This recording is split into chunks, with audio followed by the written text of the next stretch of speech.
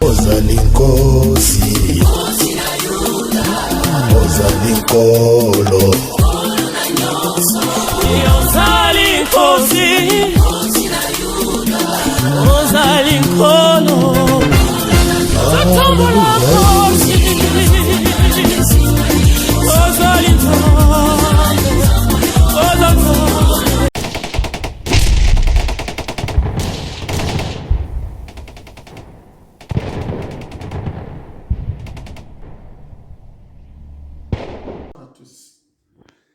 Nazongeli bino susu na kati na continuité ya matia na biso au tout la fois passée. La fois passée tu qui notre bien-aimé Ribin pour na oueta une bénédiction et tata na ye ozalaki Jacob. Attends tu la bénédiction à papa oyo ezalaki pour na bana ya Israël. Ko bossa na te que le banzambe faut ko actualiser le soki bana Israël dans qui na tata na bango qui est Jacob ou Israël, nous aussi tous en tata na biso qui est l'Éternel notre Dieu. Yépe tata na biso. Tant tous en ko beli pamboli ya Israël. Negi tata na bango zai ko beni bango ko bossa na te que les pamboli oyo actualiser en ko na yo. Et tant que moi na nzambe pe vis-à-vis ya tata na yo. Boye tulobela ki les pamboli ya Ribin. Mais tout le monde en réalité c'est comme c'est ça qui est vraiment bénédiction. Makamu Jacob alobaki na ye ezalaki malamu te. Donc tokomona Ribin accédaki penda na kati ya lipamboli wana te. Boye lelo toza kobela Ribin te toza kolobela après Ribin. Après Ribin tokomona Ribin azaki na bandeko na ye mwana mibale ezalaki Simeon pe mwana misato ezalaki Lévi. Ndesko tokei na mokanda ya Genèse 49:5. Tout le monde a ce que Jacob a dit quoi pambola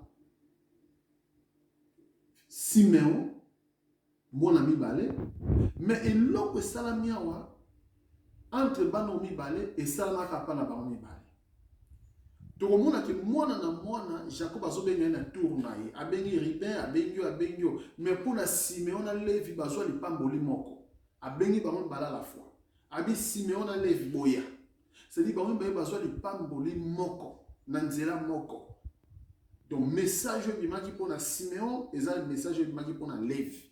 Nous avons bénédiction moko. Tout le monde est sous les camarades et se répéter. Donc au lieu Jacob à bénir Simeon na Lévi, tout le monde a ba malobo ça comme ça pour na bango et ça qui vraiment les pamboli. Donc, Ribin a raté les pambos. Il fallait Simeon à Zouamo ou bien Lévi à Zouamo. C'est comme si mon ami parlait dans mon ami ça souvent peut rater. Donc, Tokoya pour mon ami, mon ami qui est Jidan d'Aboya pour Zouamo, mais les autres sont de la Jidate. Mais pourquoi tant que Jacob a ça pour bénir Ribin à Lévi? À bénir, on a fait ça qui est au côté. Tout ce monde a pour retrancher par mon Israël. Abi kanda na bango eza mabe. Molimo na ye koza jamais ensemble na ba. Ako retranché bango na Israël. Puis tokomona malobo elandaki bango. Tokomona na kati ya bana Israël. Tokomona ndenge tribu ya Simeon ezaki kokonda tango na nombre. Tokomona tango baza kotanga bato. Tant que bimi l'Égypte, au monde tribu à Simeon, ils ont tribu munene. Mais tout comme on a nombre dans souka na montant baso tanga bato mona que tribu à Simeon était une tribu bouquet. Voir même un partage il y a ma belle Simeon a zoate. A se retrouver dans quatre Jida. Donc Jida mais là Simeon. Le Simeon a parti donc a bénéficié les pamboli na Sima et Jida.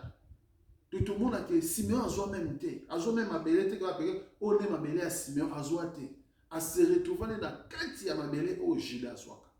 Donc c'est comme si le côté Simeon donc elimwe rabo. Donc ils ont diminué mouké et puis dans la guerre basé ko kende et basé qui parmi bato basé ko ku famille. Bien aimé. Et loko nini o esameli ba mikolo oyo tokomona même à partir ya yaya na bango ribe soko tali même na kati ya ba tribu omona ta roi moko te na tribu ya ribe tala Simeon Jacob abi okozala retranché na Lévi okozala retranché mais okomona pe réellement na kati ya promesse na terre promise tant baza ko kabola mabele tant baza ko bénir bango okomona que parmi les deux tribus oyo ba se retrouver que o mabele à Simeon o mabele à Lévi ba se retrouver donc maloba Jacob et s'accomplit na bomo na bango likamoni ni bango asalaki to moni riba bimaki na mwasa tatana mais bongo sikoyo notre frère Simeon na notre frère Lévi bango mibale basalaki nini pour tata ayeba ko bana bango boy eloko ni basalaki bien aimé Jacob aza mutu abosalaka makambo te Jacob alandelaka makambo nyonso eza koleka Jacob alandelaka makambo elekaki na kati na Genèse chapitre 34 Jacob abomba yango na motema na ye eza bato mosusu baza na comportement oyo kwa Jacob omona même temps azobénir Ruben abomba makambo na motema na ye alobaka na etava na ye ni azozela Ruben na kati ya suka awa lisusu Jacob akina makambo na motema na ye abomba yango azozela eza bato mosusu baza mpe na comportement oyo kwa Jacob babombaka makambo na mitema na bango atosala likambo azobomba azozela aloba te azozela yo kaka yo kozwaka kwa yo na suka mais ozovanda na ye ozolia na ye ozotambola na ye ozoseka na ye mais aza makala motema na ye eza bato mosusu baza na comportement oyo mais eza malamu te soki problème ya li faut koyeba kodile na yango obongisi osilisi oyebi ke problème eza te kobomba baproblème na sa motema te kobomba baproblème na kati ya ndako te eza malamu te comportement Jacob ya kobombaka makambo na kati ya motema eza malamu te tokomonaki abombelaki Ribe baproblème abombelaki so Simeon na Lévi baproblème Simeon na Lévi bazalaki na likambo na Genèse 34 babomaka Sichem babomaka mboka mobimba baboma prince baboma roi baboma bato histoire oyo ezalaki parce que mwana mobali oyo akende kobima na ndeko na bango Dina azalaki mwana Jacob ya mwasi autanga déshonoré Dina mwana mobali okola lingaki Dina mingi asepeliki abala ya bino lokola problème esali motika kaka tobala aisi tata na roi bandima ipona ete tobala bayekobisa Jacob aboni makambo na zwi ayebisi bana basepelaki na mopete alors bon si c'est comme ça biso toza ba circoncis jamais tokobala na ba circoncis soki bolingi to bandobala na bino esengeli bino pe bozala circoncis bokata bana bino nyonso mibali ngenga pe na bibwele alors lokola ezalaki mpona avantage ya prince na roi bayebisi mboka mpe nzimi basala likambo wana oyo kezalaki je basalaki bango basali circoncision na 3e jour ntango mpasi eyaka makasi alors Simeon na Lévi bazwa ete baboma bana mibali nyonso na mboka na banyama nyonso ya mibali baboma koboma na roi na prince baboma bazwi mbasi nyonso na bibwele likambo esepesaki Jacob te Jacob ayebisaka mpe bango abiki likambo bosana sepela te même baroi pemeni soki bayoki yango bakosepela te bakosangana mpo baya kokombattre ngai nazaka na libota mokie mais ayebaki kopinir bango te asala mpe eloko moko te azali kozela bango kaka jour J abi bino bopambolama te po kanda na bino eza mabe bino momoni kanda place ememi moto donc esprit ya kanda eza molimo malamu te Jacob abi kanda na bino eza mabe nde molimo na nde kosangana na bino te mpe bokozala retranché Moni kanda, ezele kumuke. Mais koko memayo na kosaba makamoko oyo koko détruire fino mobile. Koko perdre mariage na ole kola kanda. Koko perdre makambo ebele ne kola kanda. Alors bien aimé kanda ezele ko malamu te. Kanda ezele ko mabe. Ya mo Bible lobi même tolala na ngote. Parce que Bible yebi keza mabe. Oni bato bazaka ba colérique mingi.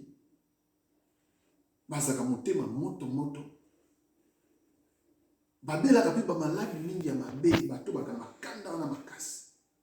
Et puis bakanda museza lokola esprit ko tubenga ba démon guerrier. Ozomona mutu soka siliki do mondre lion, ozomona ndeta telema panza moto. Zaba kanda musume mais c'est tout un esprit na kati ya moto. Ozomona ke mutu soka siliki o sentir pena ke donc c'est tout un esprit na kati na. Soka siliki ko bamba sanya mbele na se. Soka siliki ko zuluka bambi moto. Soka siliki abuko sa même loko moko oyo bokonzi mateke yemta salia.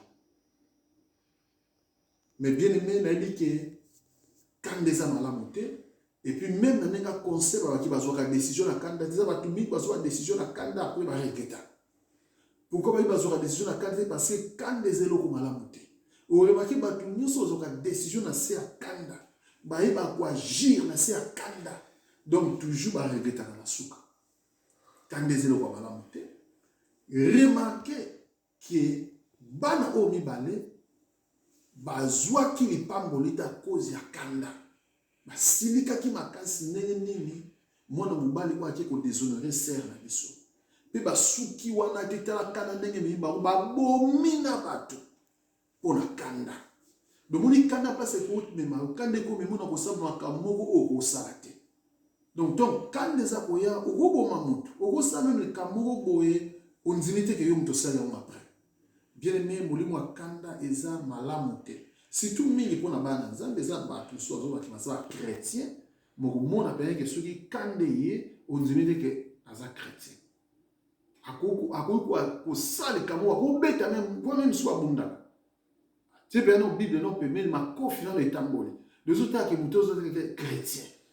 Bien aimé kanda eza malamu te pour nous les chrétiens ko rater les pamboli na nzambe. Ko rater makambo bele pona kanda. Alors, toza na molimo wa kanda te soki molimo wana okona kesala kami kati na yo. Senge pai na nzambe apesa yo kimia na kati na yo. Senge pai na nzambe te molimo na ye eza ata nyonso kati na yo. Za esprit ya prière. Bondela nzambe alongola molimo na kati na yo eza malamu te po ekomemona kosaba makambo ebele. Même remarqué bato bazaka kanda. Makambo asako mona kezalaka bien penate. Donc bien aimé, quand les amalamu te, ils appellent les sumu. Ils ont les sumu. Et qu'on empêche au père makambo belé. Et qu'on empêche au père makambo belé. Mais bien aimé, et là on a dit tout et qu'on a quatre na wesika. Tout le monde a que bana o mi balé. Ba pechaki, ba salaki mabe. Papa ebe ko punir bango, bango mi baye ke ba bozala retranché. Bango mi balé pe bazala ki retranché. Tout le monde appelle Lévi. Il n'est pas à qui retranché. Mais si quoi grâce à Nzamba et côté ça m'a décollé à Lévi. Nzamba a joué Lévi. Abi Lévi yo goza nona par moko na kat na libota wanate yake pa na ngai par nyoso ya ngai na pesio yango. Donc ça dit Nzambe a joué par na apesi Lévi. Abi Lévi ngamona kozala héritage na yo. Yo kozana héritage moko te longo na bandeko na yo. Ça dit Lévi azaki retranché na kati ya Israël mais Nzamba récupéré. Mais Siméon azaki retranché mais Nzamba tiki. Mais pourquoi ça? Parce que ba nyonso azaki retranché, ba nyonso azaki rejeté mais Nzamba poni moko na kati na bango. Alors les ça biso qui bien aimé, ko sama comme na kati ya loengete. Ko sama comme te po intel azo salamo. Ko sama comme so na kati ya groupe ko regretter. Okomona ke bango ibe basali acte moko, bango bale papa apini bango ndenge moko, mais to moni parmi ba rejeter mi bale nzamba récupérer moko atika. Boko ça même acte dans moto, mais moto a trouvé grâce. To moni Lévi a trouvé grâce et pas nzamba. Aza retranché, mais nzambe alobi ke nga nakopesa héritage na nga yo okolia nyonso bakopesa nga héritage na yo eza ngai nzambe. Levi azalaki na héritage te pa ya Jacob parce que azalaki étranger, mais nzambe apesi ye. Bien aimé, beaucoup kobotama na moto mokolo moko, mais makambo nzambe asali na kati na ye omoni esalami pa na yo te. Beaucoup kotanga na moto classe moko omoni a se retrouver ministre, yo o se retrouver tamsu commerçant ozosali kamo boye moza niveau ya se. Bobotama na moto mokolo moko omoni ya bali yo ti leona no bali te. Bobotama na moto mokolo moko omoni ya zobota yo boti na te. Bosalaki mariage jour moko oya boti ona zobota te. Nzambe aza souverain. Kozape na kanda te na suwa pete po ya zui yo zui te. Nzambe aza souverain, azosa choix na oya lingi. Aza kopona oye alingi, aza kopambola oye alingi. Bango mibale Levi na Simeon baza retranché, baza rejeté, mais Nzambe azui Levi. Donc Nzambe akoki kopambola oye alingi. Soki Nzambe apambole mutu kosilika te. Soki Nzambe atomboli mutu koyoka pe zuwa te. Soki Nzambe asali likambo na kati na vie ya frère na yo to ya sœur na yo, komona motema pasi te, c'est la volonté de Dieu. Nzambe aza souverain, aza kopona oyo alingi, pe aza kosala oyo alingi. Donc tokomona par là ezolakisa ke Nzambe tozopriya aza souverain, asala ko esepele sie, akoki kopona oyo atiki oyo, aza souverain. Tokoki pe kosambisa te to ba pourquoi Dieu otiki yo. Abina sepele na ngana zui Jacob na tiki Esau, aza souverain. Ya kopona oyo alingi ya kotiko ya lingi. Bien-aimé, toyeba yango ke grâce na Nzambe eza wana pona mutu nyonso, mais eza na mutu nyonso te azwi grâce wana. Eza ya mosusu bazwi ngolu na Nzambe. Tomenaki na bango bavi ndenge moko, tosalaki mabe nzela moko na bango, tomelaki na bango, toyibaki na bango, tosaki kindumba na bango, tosaki pa makambo mabe longo na bango. Peut-être tam biso tosalaki ya mabe koleka bango. Mais biso tozwi grâce, bango bazwi grâce te. Levi azwi grâce, Simeon azwi grâce te. Alors, est-ce que Levi aza plus grand que Simeon? Ne lo koni. Parce que mabe o Levi asalaki ya mpe Simeon asalaki. D'ailleurs, bango impali bazwa même bénédiction par Jacob. Bakoza la étranger. Parce que effort nini Levi asali pour Nzamba konaï. Donc bien aimé, c'est ça la grâce de Dieu. Donc grâce dans Nzamba zale loko moko oyo zumo mérité. C'est-à-dire est-ce que Levi a mérité ki Nzamba konaï? Na bolamu nini? Ne loko ni Nzamba Levi asakina. Donc c'est la grâce de Dieu bien aimé. C'est des forts moko sa les ate pour ebanzam. Effort moko sa les ate pour comme chrétien. Effort moko sa les ate pour comme pasteur, ou comme prédicateur. Et loko zana wana katna o Nzamba tina katna effort moko sali ezate pe opesi Nzambe e loko te. Alors ko sala fier na yango te bien aimé. Ko sekape bato batikana na mokili to no ba yebi Nzambe te. Au contraire yoka mona katna motema na okende kote ba onsama la po yo leki ba on eloko te. Mabeo ba basala ki bazo sala yo ko sala yango. Mais ce que le yebi Nzambe c'est par la grâce de Dieu. Alors grâce on les a likolo na yo linga otale sango be pa na bato ba yebi na Nzambe te. Ko seka bango te, approcher bango. Bible lobi que tous s'éloigner na bato nyonso o bazali ko vivre en désordre, non selon leur instruction. Ya liloba na Nzambe, mais Bible lobi to considérer bon comme ba ennemi na biso te, mais to averti bon comme ba frère. Donc bato ba yebi na Nzambe te baza ennemi na biso te. Baza ba frère na biso. O se mettons nyonso to approcher bango na ko avertir ba. La Bible dit et la sanctification sans laquelle personne ne verra Dieu. La Bible dit que tous les chrétiens, même avec les païens, il faut tous les chrétiens. Mais, c'est par la grâce. Alors, tout le monde est là pour la bango. La famille n'a pas été nzambete. Les camarades n'a pas été nzambete. Pour biso pe to sala ki makambo bango bazo sala. Mais ce qui biso le nzambe, c'est par la grâce. Tout ça la fierté na grâce au tozanango, tout ça la fierté na don onzamba pesi biso, tout mépriser pe amote, tout tiango en œuvre pour na bato ba yebi na monte pour Lévi aleki Siméon te soki nzamba ponier c'est par sa grâce tika nzambe apambola yo tika grâce ko eza likolo na yo otiango pour na bénéfice pe ya bato mosusu pour ofuti eloko moko te pozo yango kola pambola elongo na libota na yo à la prochaine. Confère ministry bana pe bawe ko bitanga kobilela nzambe ngolo yeso fongoli na gauche afongoli na droite yeso fongoli na